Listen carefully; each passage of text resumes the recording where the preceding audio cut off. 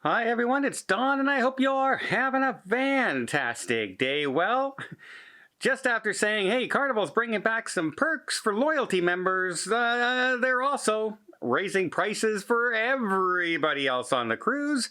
Good news though, they've taken delivery of the Carnival Celebration officially as she prepares to set sail for the first time with paying passengers. We also have more testing news from Royal Caribbean, as well as a new loyalty program from NCL.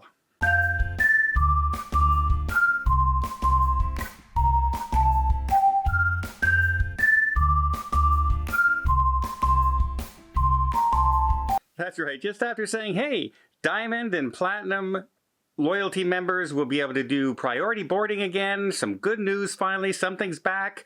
One thing I did notice that, you know what, having separate boarding lines doesn't really increase costs that much. Well, Carnival's still doing what they're doing. Just a little while ago we announced that pizza was no longer available 24 hours. Well, now they're going with the self-serve ice cream machines will now be shut off and not 24/7.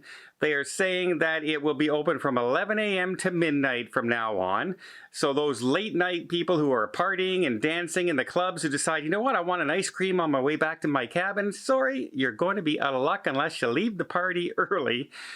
Carnival is citing, well, this is to cut back on food waste. And I don't know how much ice cream in a machine is going to waste in a matter of a 8-hour period. I don't know.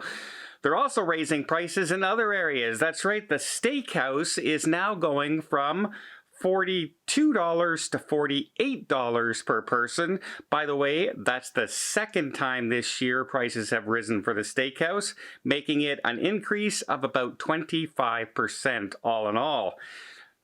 Bonsai Tapanaki, Rudy Seagrill, well, yeah, they'll be going up as well. They just haven't stated how much yet. I guess they're waiting to see what people think of this raise going forward. There's also another raise coming that I don't have a big problem with this one. I don't know how many others are going to do this, but there's going to be a service charge in the main dining room. That's right. The main dining room for entrees are going to cost you $5. Now, no, they're not starting to charge for dining in the main dining room. Your first entree, no problem. You order a second entree, I like the chicken and I like the steak. You can order both. The second entree, no problem. It's the people who order 3 and 4, you're going to start having to pay $5 per entree for any additional entrees past the first 2. I don't have a big problem with that one. I think, I don't think a free dining venue should be expected to allow you to have 7 entrees at dinner. A lot of people are ordering the entree, every entree almost at the table, just so they can taste it. That tastes good. Oh, just as a tasting. Main dining is there to feed us. It's not for us to taste test. That's what, specialty restaurants are for. Oh, I want to have a unique dining experience and taste it. That's what that's for. So I don't really have a problem. Yeah, that to me is food waste when people order 5 and 6 entrees and then just nibble a little bit on each one. I'm okay with that service charge going forward. Norwegian Cruise Line has also brought in a new military program that they are starting immediately on all their ships. It will allow people who are currently in the military or past veterans to sign up, and you will be able to get discounted rates. You'll be able to get some extra onboard perks, some extra experiences. It's also combinable with their Free at Sea program as well. So you can actually get even more increased services and more increased savings if you happen to be from a military background currently or in the past. This goes for your spouses as well. The only thing you'll need to do to sign up for this program is to go to ID Me. It's a website that you will download your military ID or proof of military service, and boom, you are registered and you will be getting those perks attached to your account from now on. That's not a bad deal.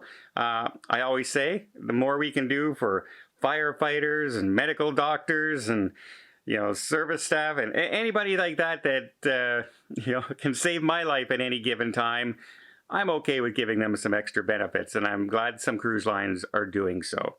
I have some more news from Royal Caribbean and some more news from Carnival, but before I get there, let me just invite you to hit that subscribe button if you haven't done so already. If you want to keep up to date with all things cruising, believe it or not, we're still having testing requirements in some cases out there. We also have new programs like the NCL military program just being announced, and new ships coming online like the one I'm about to talk to you about soon. It doesn't cost a thing. Just hit the subscribe button. YouTube will say, hey, people like cruising videos, let's share this video to more people, and that's how the channel grows. And I would really appreciate it. Okay, starting off with Royal Caribbean. Royal Caribbean has also announced now that they are ending all of their testing requirements for most sailings in the United States and in Europe. This goes for all of their fleet, all of their ships, all of their subsidiaries, etc., with some exceptions. There are still 3 places here that need testing before you get on. One is Haiti, one is Colombia, and one is Honduras. So if your cruising involves any of those ports of call and you're unvaccinated, you still need to get a pre-cruise test before going on board. So this weekend, next weekend, my cruise, I'm going on the Harmony of the Seas, and we are stopping in Haiti. If any of my passengers or myself were unvaccinated, we would need a test for that cruise. So if you're still unvaccinated, make sure your itinerary is going, and to find out if yes or no you do need a test. But it should start almost immediately. No further testing is requirement or vaccination for most sailings. Europe and United States. Good news, more and more people get a chance to get back cruising. Good news for me. Okay, another good news story. Carnival Celebration has finally been handed over to the Carnival Corporation, and she'll be making her way to Southampton, where on the 6th of November, she will be starting a 14-day transatlantic crossing from Southampton to Miami. The first sailing on this brand new ship. More and more brand new ships coming online all the time. And this is the second mega ship coming out for Carnival. And we'll see, the Mardi Gras is very popular. So I know a lot of people have been anticipating this ship coming and also arriving in Miami for the winter season. So good news from Carnival. Another big ship. It's very popular. A lot of people like the smaller ships than that, but you cannot deny the popularity of the Mardi Gras right now as one of its #1 attractions for Carnival. Just remember, if you're going to the steakhouse, it's going to cost you more money, and don't be looking at it for ice cream at 1 a.m. anymore, or pizza for that matter. Well, I hope you appreciate this video. If you did, please give it a thumbs up. Want to see more tips, more tricks, more travel vlogs from around the world? Hit that subscribe button. Till next time, have yourself a safe and a great vacation.